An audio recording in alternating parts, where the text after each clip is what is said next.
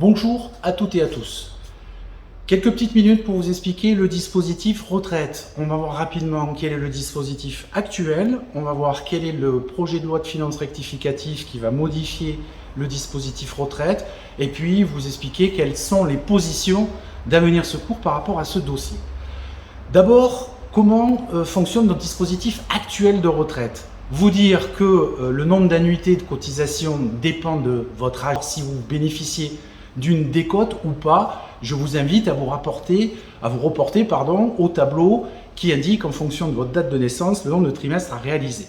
À savoir que vous devez avoir effectué au moins 27 années de fonction publique, dont au moins 17 comme sapeur-pompier professionnel, pour bénéficier de l'anticipation du départ à la retraite jusqu'à maximum 5 ans. C'est ce qu'on appelle la bonification d'ancienneté. Comme vous le savez, tous les 5 ans travaillés, vous bénéficiez d'une année que vous cotisez au titre de votre cotisation mensuelle pour faire en sorte d'avoir un départ anticipé jusqu'à 5 ans maximum. Pour calculer sa pension, eh bien, il suffit de regarder quel sera votre pourcentage acquis au moment où vous demandez la libération de vos droits. Que prévoit le texte aujourd'hui? La mesure phare sur laquelle notre confédération est opposée, c'est l'allongement de la durée légale du travail pour la porter de 62 à 64 ans. Sur cet aspect-là, nous sommes profondément contre la brutalité de cette mesure, puisque ceux qui sont nés tout début des années 60 ont déjà dû reporter leur départ de retraite avec la loi Marisol Touraine, et celle-ci vient à nouveau accélérer la réforme, et donc ils vont devoir travailler un peu plus longtemps.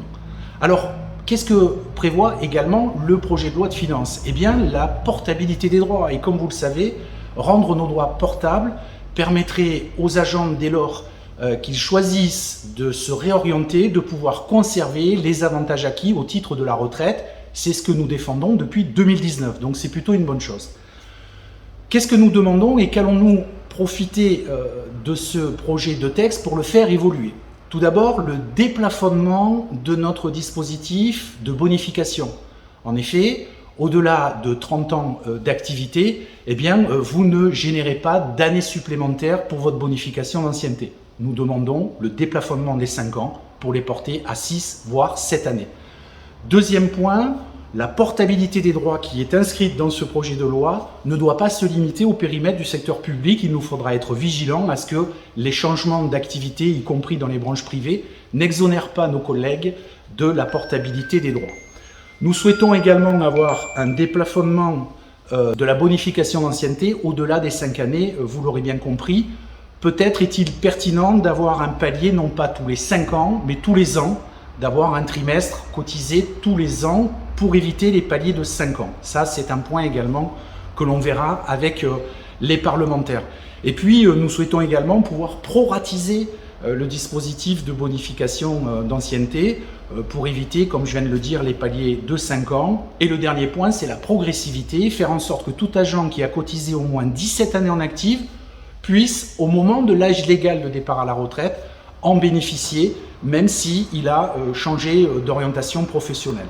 Voilà, tous ces points vont être repris au travers d'une foire aux questions que l'on va adresser à tous les parlementaires.